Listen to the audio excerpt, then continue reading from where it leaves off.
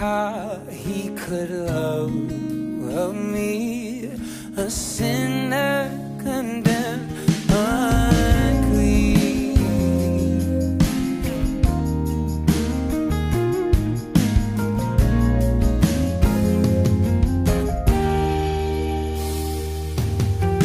I stand amazed in the presence of Jesus the Nazarene, and wonder how he could love me, a sinner condemned unclean. Singing how marvelous, how wonderful, and my song shall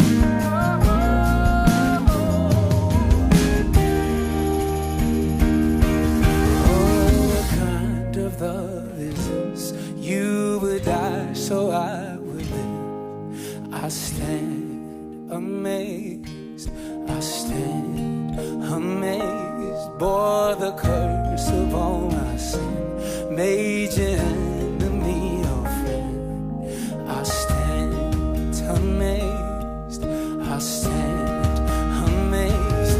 Oh, what kind of love is this? You would die so I would live. I stand amazed, I stand amazed. For the curse of all my sin, major enemy or friend. I stand amazed, I stand amazed. The ransomed in glory, His face I at last shall see, shall be my joy through the ages, to sing of His love for me. I'm singing how marvelous, how wonderful, and my song shall ever be. Oh, how marvelous, how wonderful,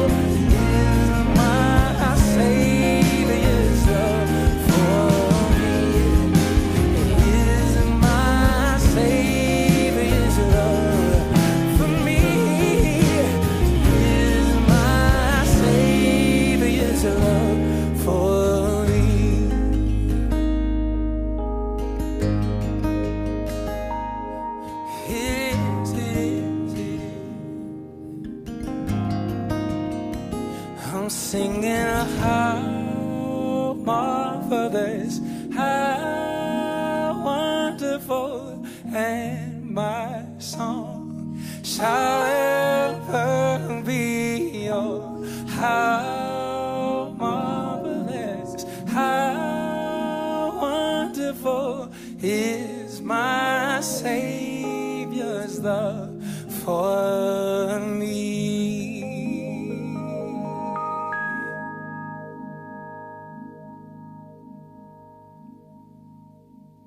I will read the English version in Colossians chapter 3 verse 12.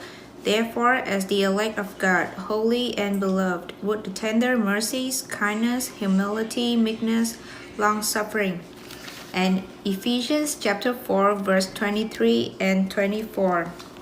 And be renewed in the spirit of your mind, and that you put on the new man which was created according to God, in true righteousness and holiness.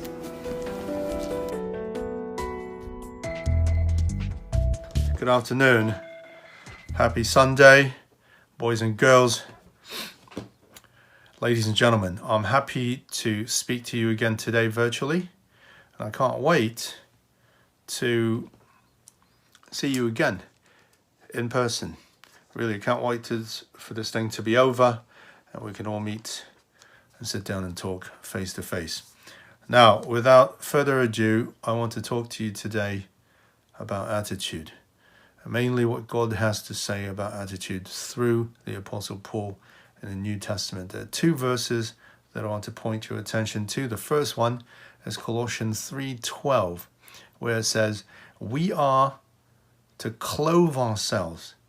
We are to clothe ourselves. Do you know that attitude is like clothes that you wear? You could take it off, you can put on a garment. It's like a garment. And we are to put on a garment, to clothe ourselves with tender-hearted mercy, humbleness, joy, kindness, and patience. That's what the Apostle Paul said in Colossians 3:12. You know, attitude is something that we have a choice over. We can have a bad attitude and be hard to get along with and be, just a person that nobody likes to be around. Or we can actually change that clothes and put on something that is joyful, that is fun to be with, that is light-hearted, that is spirit-led, that everybody enjoys to be around because they're being blessed by your grace. That's basically what the attitude we should have. We should have that kind of an attitude like clothes, okay? Hardships in life, oppositions, naysayers, problems, challenges, conflicts, these are guaranteed things in life. These are absolutely guaranteed. The Bible says that it rains and the wind blows and the snow comes on anybody and everybody. I don't know if you're a king or you're a beggar, it's going to happen. It's going to rain on your parade no matter who you are, what you are.